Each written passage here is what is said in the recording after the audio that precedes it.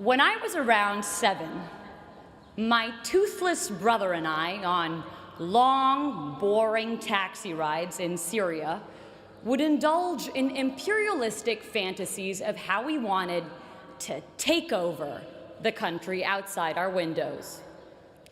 My parents would quickly crush these imperial conquests by warning, "Shh, you'll get taken by Secret Service if they hear you." The walls everywhere, we were told, could hear our revolutionary ideas and would send us to prison. Whereas children here had ghosts and the boogeyman, our equivalents were our governments. Fast forward to 2010. When I first got here, someone told me, if Harvard shut its gates, it could be its own country, just like the Vatican. As I've walked through this place every day for the past 4 years, I was struck by how true this idea was. I saw it everywhere, the Harvard nation. I saw it in the big and obvious things. We had our own version of the Statue of Liberty, the John Harvard statue, our own embassies, the Harvard clubs of Boston and London, a tax collection agency, the Harvard Alumni Association, and an endowment larger than more than half the world's countries' GDPs. We also had our own diplomatic passports. Nowhere did I see this more clearly than at US immigration at Boston Logan Airport. Whenever they saw I was coming from the Middle East, "What were you doing there? Why are you here? Why did God make you from the Middle East?" But I made sure I dressed like our overly proud Harvard dads, with Harvard hat, Harvard shirt, Harvard shorts, and Harvard underwear. And as soon as they saw I was a citizen of Harvard, "Oh, you go to Harvard? Surely you must not be a national security threat. Welcome to America." And suddenly, all the gates to the American dream opened wide. I saw it everywhere, this Harvard nation, but I saw it not just in the hard structures, but more importantly, in its invisible institutions, the invisible scaffolds around and undergirding the hard institutions. I saw it in the quarreling columns of the Crimson newspaper, its kung fu fights of ideas and lively student debates, with the potency to propel policy changes by the next morning's print. I saw it in our cluttered bulletin boards, bustling with life, with announcements of student-led conferences, Broadway-worthy shows, and dorm room projects turned World's Next Facebook, smothering each other for our cursory glimpse. A trivial detail, these cluttered boards that often slip notice. But where some saw papers, I saw passions, purpose, creativity. I saw a heartbeat of civic community's vivacity.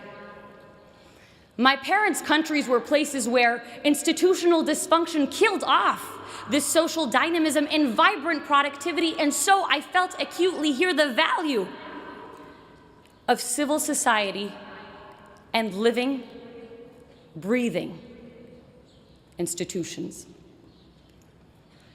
My time here would give me a working model of a better world.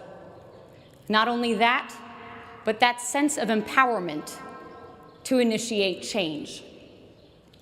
You see, with those spying walls still lurking in my memory that constrained the little Napoleons in my brother and me, you might imagine my shock when, in one of my first classes here, I suddenly found myself debating a president. So it's the 1990s. Our negotiations class professor set the stage. A war is about to break out between Ecuador and Peru. How will you stop it? I raised my hand to respond. Wait, Professor Shapiro stopped me. Tell the president what to do. And in walked the Ecuadorian president. In bringing the president to me, in having me speak to and question a shaper of history and experience the value he saw in my view, Harvard would make me feel I too could be him. I too had the power to shape history and not just be passively shaped by it. That sense of infinite possibility we have as children to think big and conquer great things was returned to me here. A less despotic version of it.